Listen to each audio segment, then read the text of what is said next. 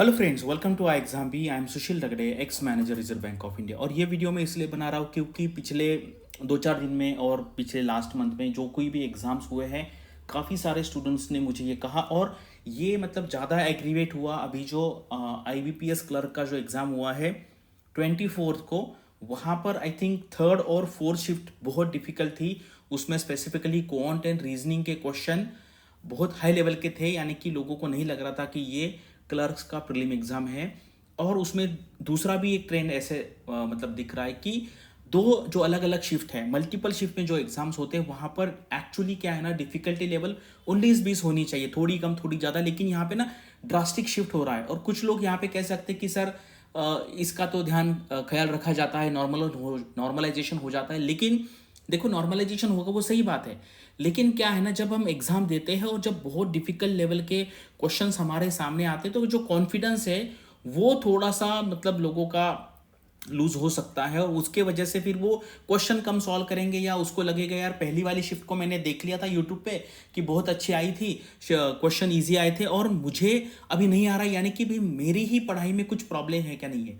तो ये इसलिए मैंने यहाँ पे कहा। और बहुत सारे स्टूडेंट्स ना मतलब लिटरली रो रहे थे कि सर ऐसा ये क्यों करते, क्योंकि मल्टीपल शिफ्ट में जब एग्जाम होते हैं तो जो एग्जाम कंडक्टिंग बॉडी है उनका मतलब ये काम है कि यार लेवल ना सारा डिफिकल्ट तो सारा डिफिकल्ट रखिए, सारा इजी तो सारा इजी रखिए। अब ये रीज़न देना कि नहीं नहीं नॉर्मलाइजेशन हो जाएगा, और एक मान लीजिए लेवल बहुत इजी इजी मतलब RBI असिस्टेंट जैसा रखे और दूसरा RBI ग्रेड बी जैसा रखे जहाँ पे लोगों को कुछ नहीं आए, और फिर बोले कि बाद में हम नॉर्मलाइजेशन करेंगे। देखो, नॉर्मलाइजेशन में क्या होता है ना कि अब ठीक है मार्क्स ऊपर नीचे कर लेंगे, लेकिन कुछ लोग ना क्या होता है एग्जाम में टूट जाते हैं। तो ये बहुत ही मतलब स्केरी ट्रेंड है। यहाँ पे बच्चे मतलब क्या होता है, कॉन्फिडेंस पूरा चला जाता है। ऐसा एक्चुअली नहीं होना चाहिए। इससे अभी हमें लर्निंग क्या लेनी है आगे आने वाले एग्जाम में, वो यहाँ पे हम देखते हैं।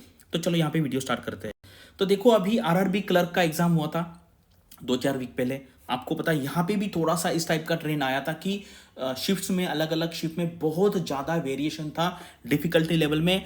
और सेबी ग्रेड ए का जो फेज 1 का एग्जाम था, अगर आपने देखा होगा तो यहाँ पे हम दो ट्रेंड की बात करें। एक है कि अलग अलग शिफ्ट में डिफिकल्टी लेवल में वेरिएशन, और दूसरा जो हम नॉर्मल एक्सपेक्ट करके जाते हैं कि यार ये ठीक ठाक होगा, लेकिन वहां पे बहुत डिफिकल्ट लेवल के क्वेश्चन आ जाए। जैसे सेबी में क्या है, लोगों को ये डर था कि यार जो पेपर 2 है कॉमर्स अकाउंटेंसी, वहां पे मुझे दिक्कत होगी, लेकिन उल्टा हो गया। यहाँ पर लोगों को दिक्कत आ गई, जो क्वांट एंड रीजनिंग के क्वेश्चन है पेपर 1 में, वहां पे दिक्कत आ गई। अभी NAFID का जो एनालिस्ट का एग्जाम था उसमें भी वैसे हुआ। जो स्पेशलाइज पेपर था, जो सेकंड पेपर है, वो लोगों को अच्छा गया, लेकिन जो पेपर 1 है वहां पर जो 40% का क्राइटेरिया रखा है वो उतने भी कुछ लोगों के अटेम्प्ट्स नहीं हुए। और अभी जो स्पेसिफिकली 24 अगस्त को थर्ड एंड फोर्थ जो शिफ्ट हुई, उसमें क्वांट एंड रीजनिंग के क्वेश्चन एज कंपेयर टू मतलब जो क्लरिकल का लेवल होता है उससे काफ़ी डिफिकल्ट थे।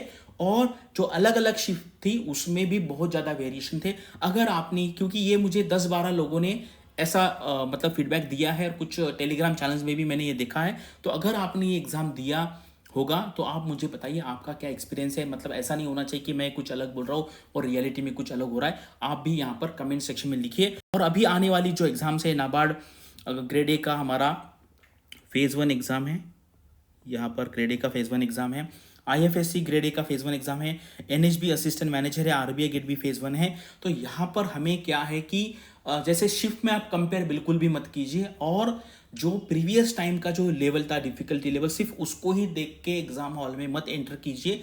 थोड़ा सा और डिफिकल्ट लेवल के क्वेश्चन की तैयारी रखें। और अगर मान लीजिए आपका जो शिफ्ट है, जैसे RBI में 2 शिफ्ट रहेगी, नाबार्ड में भी 2 रहेगी, तो अगर मान लीजिए आपकी शिफ्ट आपको बहुत डिफिकल्ट लग रही है, स्टिल आपको वहां पे टूटना नहीं है, आपका कॉन्फिडेंस लूज नहीं करना है, पूरा पेपर आराम से देना है, ये सोच के कि भाई पहली शिफ्ट इजी थी, मेरी शिफ्ट डिफिकल्ट है, लेकिन मुझे sufficient number of question attempt करने हैं, यानी कि नॉर्मलाइजेशन में मुझे कुछ बेनिफिट मिले।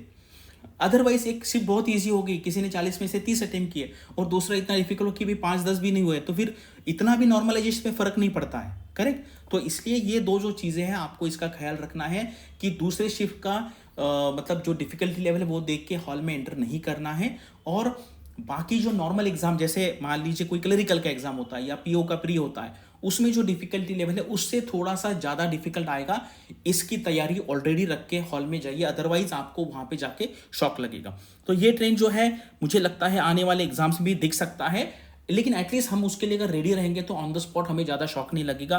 IBPS PO का आने वाला एग्जाम है, SBI PO भी है, SBI क्लर्क भी है, तो आने वाले सारे एग्जाम्स में ये ट्रेंड मुझे लगता है दिखाई देगा। और अगर आप उसको मेंटली और प्रिपरेशन वाइज से अगर रेडी रहेंगे तो आपको वहाँ पे शॉक नहीं लगेगा एग्जाम हॉल में, और आप इसके लिए रेडी रहेंगे और अल्टीमेटली आपका जो फेज़ 1 है, फेज़ 2 है, प्री है, मेन से क्लियर करके आप इंटरव्यू तक पहुँचेंगे।